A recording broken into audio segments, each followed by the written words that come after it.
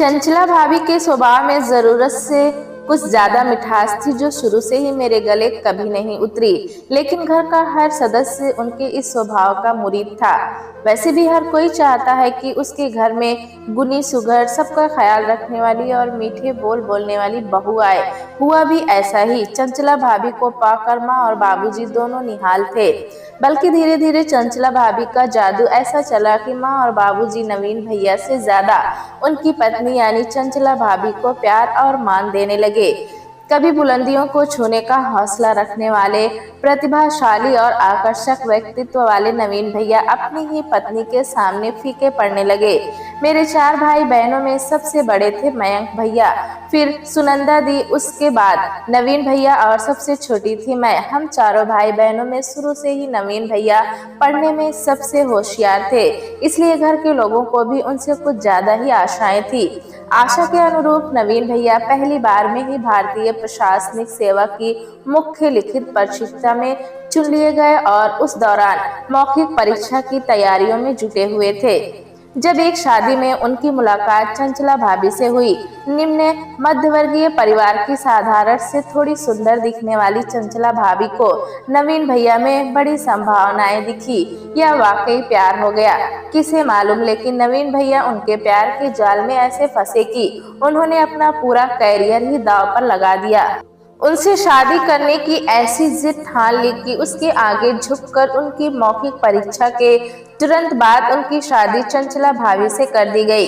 शादी के बाद भाभी ने घर वालों से बहुत जल्द अच्छा तालमेल बना लिया, लेकिन नवीन भैया को पहला झटका तब लगा जब भारतीय प्रशासनिक सेवा का फाइनल रिजल्ट आया। आईएएस तो दूर की बात, उनका तो पूरी लिस्ट में कहीं नाम नहीं था। अब उन्हें अपना सपना टूटता नजर आया। वे चंचला भाभी को माँ बाबूजी के सुपुर्द कर नए सिरे से अपनी पढ़ाई शुरू करने दिल्ली चले गए। नवीन भैया भारतीय प्रशासनिक सेवा की परीक्षा में 3 बार शामिल हुए, हर बार असफल रहे। भैया हतप्रभ थे। बार बार की इस असफलता ने उनके आत्मविश्वास को जड़ से हिला दिया।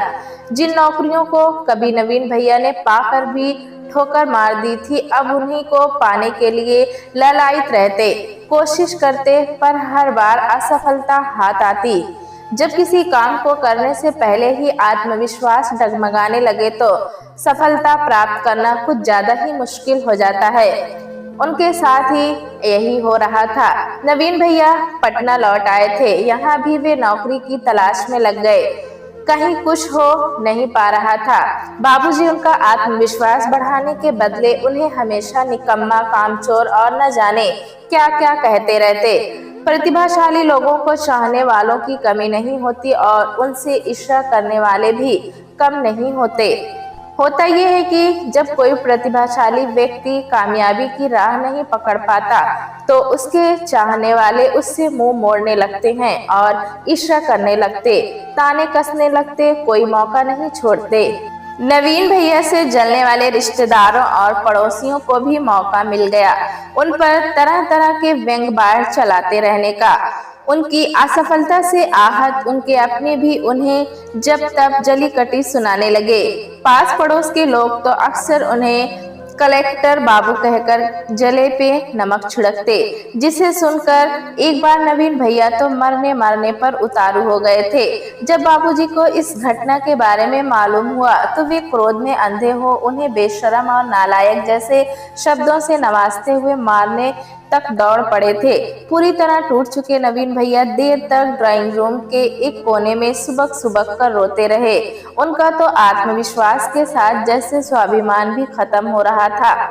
दूसरे ही दिन नौकरी की तलाश में जाने के लिए उन्होंने बाबूजी से ही रुपए मंगवाए थे।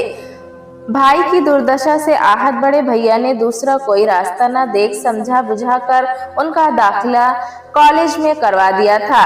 नवीन भैया के ऐसे कठिन समय में उनका साथ देने के बदले चंचला भाभी माँ और बाबूजी के पास बैठी उन्हें कोसती रहती और आंसू बहाती रहती, जिससे उन लोगों की पूरी सहानुभूति बहू के साथ होती चली गई और नवीन भैया के लिए उनके अंदर गरम लावे की तरह उबलता गुस्सा ही बचा रह गया था। क्षणिक आवेश में लिए गए जीवन के एक गलत फैसले ने नवीन भैया को कहां से कहां पहुंचा दिया। विपरीत परिस्थितियों के शिकार नवीन भैया के मन की स्थिति समझने के बदले जब तब उनके जन्मदाता बाबूजी ही उनके विरुद्ध कुछ न कुछ बोलते रहते, वे अपनी सारी सहानुभूति और वात्सल्य चंचला भाभी पर निछावर करते और अपनी सारी नफरत नवीन भैया पर उड़ेल देते। चंचला भाभी ने अपनी मीठी जबान और सेवा भाव से सास ससुर को अपने हिसाब से लट्टू की तरह नचाना शुरू कर दिया था। वे जो चाहती, जैसा चाहती माँ बाबूजी वैसा ही करते। नवीन भैया वकालत पास कर कोर्ट जाने तो लगे, पर उनकी वकालत ढंग से चल नहीं पा रही थी। पैसों की तंगी हमेशा बनी रहती। इस दौरान उनके दो लड़के भी हो गए, अंश और अंकित। शुरू से ही बड़ी होशियारी से चंचला भाभी अपने दोनों बच्चों को नवीन भैया से दूर अपने अनुशासन में रखती। बात बात में जहर उगलकर बच्चों के मन में पिता के प्रति उन्होंने इतना जहर भर दिया था कि अपने पिता की अवज्ञा करना उन दोनों बेटों के लिए शान की बात थी। घर के बड़े ही जब घर के किसी सदस्य की उपेक्षा करने लगते हैं तो क्या नौकर क्या बच्चे, कोई भी उसे जलील करने से नहीं चूकता। अंश और अंकित पूरी तरह बाबूजी के संरक्षण में पल बढ़ रहे थे, पर उनका रिमोट कंट्रोल हमेशा चंचला भाभी के पास रहता। नवीन भैया तो अपने बच्चों के लिए भी कोई फैसला लेने से वंचित हो गए थे। धीरे धीरे उनके अंदर भी एक विरक्ति सी उत्पन्न होने लगी थी। अब वे देर रात तक यहाँ वहाँ घूमते रहते, घर आते बस खाने और सोने के लिए। घर के लोग चंचला भाभी की चाहे जितनी बड़ाई करे, पर मैं जब भी उनके स्वभाव का विश्लेषण करती मुझे लगता कुछ है जो सामान्य नहीं है। चंचला भाभी की जरूरत से ज्यादा फर्ज निभाने का उत्साह मेरे मन में संशय भरता। मैं अक्सर माँ से कहती, माँ ज्यादा मिठास की आदत मत डालो, कहीं तुम्हें डायबिटीज ना हो जाए। मेरी बातें सुनते ही बड़ों की आलोचना करने के लिए माँ 10 नसीहतें सुना देती।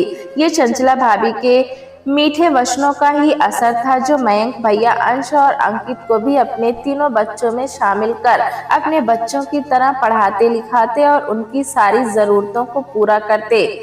पर्व त्योहार में जैसी साड़ियां भैया भाभी के लिए खरीदते, वैसे ही साड़ी चंचला भाभी के लिए भी खरीदते। वैसे भी माँ की मयंक भैया को सख्त हिदायत थी कि कपड़ा हो या और कोई दूसरी वस्तु, दोनों बहुओं के लिए एक समान होनी चाहिए। भैया भी माँ की इस बात का मान रखते। वैसे चंचला भाभी भी कुछ कम नहीं थी। जब तक बड़ी भाभी के कीमती सामान पर भी मीठी छुरी चलाती रहती। कभी कहती, हाय भाभी, कितने सुंदर कर्ण फूल आपने बनवाए हैं, इन पर तो मेरी पसंदीदा मीनाकारी है। मैं तो इनके कारण लाचार हूँ। इन्होंने इतनी छोटी छोटी चीजों को भी मेरे लिए दुर्लभ बना दिया है। झट बड़ी भाभी अपना बड़कपन दिखाती, अरे नहीं चंचला, इतना मायूस मत हो, तू इन्हें रख ले, मैं अपने लिए दूसरे बनवा लूंगी। पहले वे मना करती, नहीं नहीं भाभी, मैं भला इन्हें कैसे ले सकती हूँ, ये आपने अपने लिए बनवाए हैं। बड़ी भाभी जब जिद कर उन्हें थमा ही देती तब बोलती, मैं खुश हूँ कि मुझे आप जैसी जेठानी मिली। भला इस दुनिया में कितने लोग हैं जिनके दिल आपके जैसे सोने के हैं। आप मुझे छोटी बहन मानती हैं तो पहन ही लूंगी। चंचला भाभी की तारीफ सुनकर बड़ी भाभी फूलकर कुप्पा हो जाती। सुनंदा दी जब भी चेन्नई से आती सबके लिए साड़ियाँ लाती, ये सोचकर कि नवीन तो शायद ही चंचला के लिए अच्छी साड़ी ला पाता होगा। सबसे पहले चंचला भाभी को ही साड़ी पसंद करने को बोलती और चंचला भाभी अक्सर दो साड़ियों के बीच कंफ्यूज हो जाती कि कौन सी साड़ी ज्यादा अच्छी है। तब सुनंदा दी इसका हंसकर समाधान निकालती, तुम दोनों ही साड़ियां रख लो। जितना जादू चंचला भाभी के मधुर वचनों का घर के लोगों पर बढ़ता जा रहा था, उतना ही नवीन भैया अपने घर में बेगाने होते जा रहे थे। नवीन भैया की शादी के समय बाबूजी ने छत पर एक कमरा बनवाया था। उसी कमरे में नवीन भैया और चंचला भाभी रहते थे। जब भाभी नीचे का काम खत्म कर सोने जाती तब सीढ़ियों से दरवाजा बंद कर लेती। एक बार देर रात तक पढ़ते पढ़ते मैं बुरी तरह थक कर आंगन में आ बैठी। सामने सीढ़ियों का दरवाजा खुला देख मैं ठंडी हवा का आनंद उठाने छत पर आ गई। तभी चंचला भाभी की कर्कश और फुसफुसाती हुई धीमी आवाज सुन जैसे मेरी रीढ़ की हड्डी में एक ठंडी लहर सी दौड़ गई। नवीन भैया को चंचला भाभी किसी बात पर सिर्फ डांट ही नहीं रही थी, अपशब्द भी बोल रही थी। फिर धक्का मुक्की की आवाज सुनाई पड़ी। उसके तुरंत बाद ऐसा लगा जैसे कुछ गिरा। मेरा तो ये हाल हो गया था कि काटो तो खून नहीं। अचानक नवीन भैया दरवाजा खोलकर बाहर आ गए। कमरे से आती धीमी रोशनी भी मुझे सब कुछ साफ साफ दिख रहा था। वे बुरी तरह हाफ रहे थे। उनके बाल बिखरे और कपड़े जगह जगह से फटे हुए नजर आ रहे थे। अपने हाथ से रिश्ते खून को अपनी शर्ट के कोने से साफ करने की कोशिश करते नवीन भैया को देख मुझे ऐसा लगा जैसे किसी ने मेरा कलेजा चाक कर दिया हो। मेरी उपस्थिति से अनजान चंचला भाभी ने फटाक से दरवाजा बंद कर लिया और नवीन भैया सीढ़ियों की तरफ बढ़े। तभी सीढ़ियों पर जलते बल्ब की रोशनी में हम दोनों की आंखें टकराई। भैया मुझे विवश दृष्टि से देख तेजी से आगे बढ़ गए। हमेशा से सहनशील रहे नवीन भैया का चेहरा उस समय इतना दयनीय दिख रहा था कि वहां खड़ी मैं हर पल शर्म के बोझ तले दबती जा रही थी। इन्हीं चंचला भाभी की लोग मिसाल अच्छी बहू के रूप में देते हैं, जिन्होंने अपने पति को इस कदर प्रताड़ित करने के बाद भी दुनिया भर में उन पर तरह तरह के आरोप लगा उनको बदनाम कर रखा था। मैंने किसी से कुछ भी नहीं कहा। परिवार के लोगों पर तो अभी भाभी का जादू छाया हुआ था। मेरी कौन सुनता। उन्हीं दिनों मयंक भैया का ट्रांसफर रांची हो गया था। संयोग से उसी साल मुझे भी रांची मेडिकल कॉलेज में दाखिला मिल गया। मैं पटना से रांची आ गई। मयंक भैया के पटना से हटते ही बाबूजी की चिंता नवीन भैया के परिवार के लिए कुछ ज्यादा बढ़ गई थी। अभी तक बड़े भैया एक परिवार की तरह सबको संभालते हुए थे। घर से बाहर निकलने पर कई तरह के खर्चे बढ़े, फिर भी अंश और अंकित की पढ़ाई का पूरा खर्च भेजते रहे। लेकिन बाबूजी संतुष्ट नहीं थे। वे नवीन भैया के परिवार की निश्चिंत आय की व्यवस्था करना चाहते थे। नौकरी से अवकाश प्राप्त करने के बाद उन्होंने एक मार्केट कॉम्प्लेक्स बनवाया था, जिससे उनकी अच्छी खासी आमदनी हो जाती थी। उन्होंने उस मार्केट कॉम्प्लेक्स को मयंक भैया के मना करने के बावजूद चंचला भाभी के नाम कर दिया। मयंक भैया चाहते थे कि वो मार्केट कॉम्प्लेक्स नवीन भैया के नाम हो, लेकिन बाबूजी के लिए तो नवीन भैया एक गैर जिम्मेदार और निकम्मे इंसान थे। उनकी बहू ने उनके दिमाग में ये बात बिठा दी थी। मयंक भैया के हटते ही चंचला भाभी ने माँ बाबूजी की जिम्मेदारी के साथ साथ उनकी सारी आमदनी भी अपनी मुट्ठी में कर ली थी। फिर भी हम सभी चंचला भाभी के इस तरह सब कुछ संभाल लेने से माँ बाबूजी की तरफ से चिंता मुक्त हो गए थे। अक्सर बाबूजी मयंक भैया को फोन कर नवीन भैया की गैर जिम्मेदाराना हरकतों से अवगत कराते रहते। इतने दिनों बाद भी बाबूजी ये नहीं समझ पा रहे थे कि नवीन भैया को फटकार के बदले अपनों के प्यार और सहानुभूति की कितनी जरूरत है। वो जनवरी की ठिठुरती शाम थी। हम सभी शाम होते ही उस हाड़ कंपा देने वाली ठंड से बचने के लिए एक कमरे में आग जलाकर बैठे गपशप कर रहे थे। तभी फोन की घंटी बजी। फोन उठाते ही माँ ने रोते रोते बताया, बाबूजी की तबीयत बहुत खराब है, उन्हें आईसीयू में भर्ती कराया गया है। माँ को आश्वस्त कर हम फौरन पटना के लिए रवाना हो गए। नवीन भैया द्वारा बताए पते पर सीधे अस्पताल पहुँचे। वार्ड के बाहर ही नवीन भैया और माँ बैठे मिले। चंचला भाभी कहीं नजर नहीं आ रही थी। हम लोगों को देख माँ को थोड़ी तसल्ली हुई। जब मयंक भैया ने चंचला भाभी के बारे में पूछा, उस चिंता, दुख, अनिश्चित और भय की स्थिति में भी जो कुछ माँ ने सुनाया, सुनते ही जैसे हम सबके पैरों तले जमीन खिसक गई। किन-किताब विमोड़ बने हम सब माँ की बातें सुनते रहे। माँ ने बताया, जब बाबूजी को दिल का दौरा पड़ने से अस्पताल में भर्ती करवाया गया, आनन फानन डॉक्टरों ने लाखों के खर्चों की फहरिस्त थमा दी। हमेशा की तरह जब माँ ने चंचला भाभी से पैसा निकालने के लिए कहा, तो उन्होंने थोड़े से पैसे निकाल कर देने के बाद ये कहकर पैसे निकालने से मना कर दिया कि अकाउंट में पैसे है ही नहीं। जबकि चंचला भाभी के साथ जॉइंट अकाउंट में बाबूजी ने अच्छी खासी रकम जमा करवा दी थी। 1 मिनट में चंचला भाभी ने माँ बाबूजी के अटूट विश्वास की धज्जियां उड़ाकर रख दी थी। माँ ने धैर्य से काम लेते हुए मकान और उसके बगल वाले जमीन के कागजात बाबूजी से मांगे ताकि उन्हें गिरवी रख पैसों का इंतजाम करे। तब उन्होंने बताया कि दुकान की रजिस्ट्री के समय वे सब भी चंचला भाभी ने अपने नाम करवा लिए थे। परिस्थिति को देखते हुए हम सब ने अभी माँ को चुप रहने की सलाह दी और खुद भी खामोश रहे। मयंक भैया ने सारे खर्च संभाल लिए थे, पर डॉक्टरों की लाख कोशिश के बाद भी बाबूजी को बचाया नहीं जा सका। बाबूजी की 13वीं तक इस बारे में सब चुप रहे।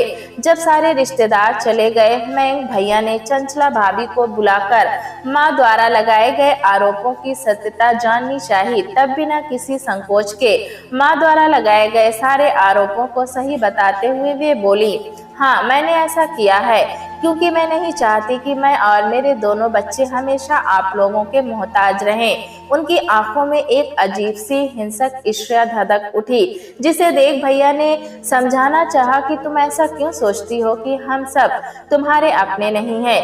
भैया की बातें सुनते ही वे और भी भड़क उठी। हमेशा से सीधी सादी दिखने वाली चंचला भाभी ने अचानक बहुत उग्र रूप धारण कर लिया। कहीं बहस में रिश्तों की मर्यादा न टूट जाए, यह सोच मयंक भैया खामोशी से माँ के बचे खुचे सामान और गहने समेत हम सबको साथ रांची ले जाने के लिए कार में आ बैठे। हम सभी घर से निकलने ही वाले थे कि नवीन भैया बीच रास्ते में आ खड़े हो गए। मयंक भैया के कार रोकते ही वे दौड़कर आए और भैया का हाथ थामते हुए बोले, भैया मुझे अकेला छोड़कर मत जाइए, मैं आप लोगों के बिना जी नहीं सकूंगा। भैया कुछ बोलते उसके पहले ही बड़ी भाभी गाड़ी से उतर नवीन भैया का हाथ थाम अपने बगल में बिठाते हुए बोली, चलो तुम मेरे साथ चलो। इतना प्रतिभाशाली होकर भी किस कदर तुमने अपनी जिंदगी को नरक बना लिया है। बहुत हुआ ये सब, तुम्हें मैंने हमेशा अपना छोटा भाई समझा है। देखना मैं तुम्हें फिर से कैसे बुलंदियों पर पहुंचाती हूँ। जितना तुमने जिंदगी में चाहा होगा उसका चौगुना तुम पाओगे। ये तुम्हारी भाभी का तुमसे वादा है। एक दिन तुम ये भी देखोगे कि कैसे ये तुम्हारे बीवी बच्चे सिर के बल दौड़े तुम्हारे पास आएंगे। गाड़ी आगे बढ़ी। अब मेरे बोलने की बारी थी। आप लोगों को चंचला भाभी पर अटूट विश्वास करते देख मैं हमेशा खामोश रही, वरना मैं तो शुरू से ही उन्हें अच्छी तरह समझ रही थी। जो जितना उनकी मीठी वाणी का मुरीद हुआ, उसके गले पर उनकी मीठी छुरी उतनी ही तेज चली। आप लोगों के तो फिर भी धन संपत्ति पर ही उनकी मीठी छुरी चली। जरा नवीन भैया की सोचिए, जिनकी पूरी जिंदगी ही बर्बाद हो गई।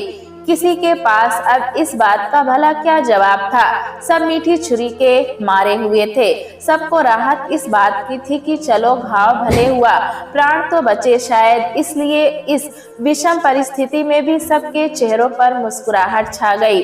प्यारे दोस्तों, कहानी कैसी लगी हमें कमेंट में जरूर बताएं।